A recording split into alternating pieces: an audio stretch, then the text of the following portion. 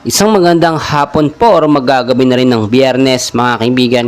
Update lamang po tayo sa lagay ng ating panahon. Pero bago yan, please wag po munang kalimutan mag-like and subscribe and pahit po ng notification bell kaibigan. Sobrang importante po talaga niya para notify kayo sa lagay ng ating panahon.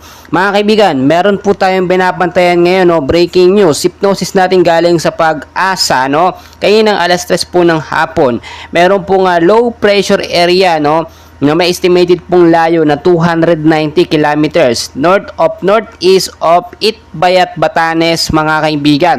Take note po, nasa loob po ito ng Philippine Area of Responsibility. Ito po yung sinasabi ko na banta sa posibleng maging bagyo nga po mga kaibigan dito sa ating bansa. Kasama pa rin po dyan, no, na binabantayan natin etong southwest monsoon na nakakaapekto naman po sa extreme northern Luzon mga kaibigan. So unahin na muna natin yung forecast weather condition natin ngayong hapon hanggang sa gabi po para alam nyo po kapag yung mga aalis po, no, ito po yung paalala ko po sa inyo. Sa area po ng Batanes at Babuyan Island, asahan po dyan sa lugar na yan mga kaibigan ang cloudy skies with scattered rain showers or thunderstorm pagdating po sa gabi mga kaibigan, no, dahil yan sa hanging habagat or southwest monsoon. So pinag-iingat pa rin at binabalaan yung mababang lugar sa banta po ng posibleng pagbabaha at landslide po. Doon naman po sa mga landslide prone area. Sa area naman po ng Metro Manila kasama po ang ilang bahagi ng ating bansa, maulap din po na kalangitan ang mararanasan dyan. May mga isolated light rains and heavy rainfalls din po pagdating sa gabi. Dahil naman po yan sa localized thunderstorm mga kaibigan na ating patuloy po na binabantayan. Mga kaibigan, balikan natin itong low pressure area. Ito nga po ba may pag-asa, no, or posibleng mabuo bilang isang ganap na bagyo. Within 24 to 48 hours, patuloy pa rin po itong minomonitor, no, kung ito po yung lalakas at magbabago yung direksyon.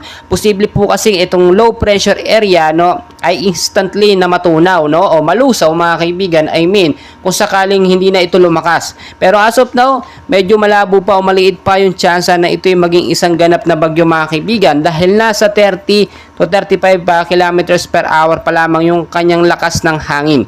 Kaya lang naman po kasi mga kaibigan, lumapit ito or nabuo ito dahil nga po dito sa Super Typhoon Ampil mga kaibigan na nasa labas po ng par natin. Nakakaapekto yung hangin po niya, no.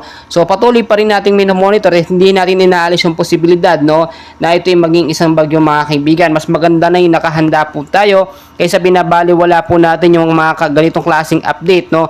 Kahit hindi pa yan naging bagyo mga kaibigan, banta pa rin po yan sa ating bansang Pilipinas. Ayon na rin kasi po sa Pag-asa, no, 1 hanggang 2 bagyo po ang posibleng pumasok sa ating Philippine Area of Responsibility bago po matapos ang buwan ng Agosto. So maging handa pa rin po tayo sa posibleng banta. Pinapaalala din po, ngayong hapon kung kayo pilalabas ng inyong mga kabahayan hanggang sa gabi, ugaliin po magdala ng payong, jacket, kapote, no, panlaban po mga kaibigan sa mga biglaang pag-uulan dahil nga po hindi natin mapepredict ang galaw ng panahon, pabago-bago po yan mga kaibigan. So mas maganda nakahanda at nakaantabay po tayo anumang oras. So patuloy ko kayong i-update mga kaibigan and please pakiusap, huwag niyo pong kalimutan naman mag-like and subscribe, no, kung di ka pa nakasubscribe kaibigan at pahit ng notification bell para lagi kitang ma-update sa lagay ng ating panahon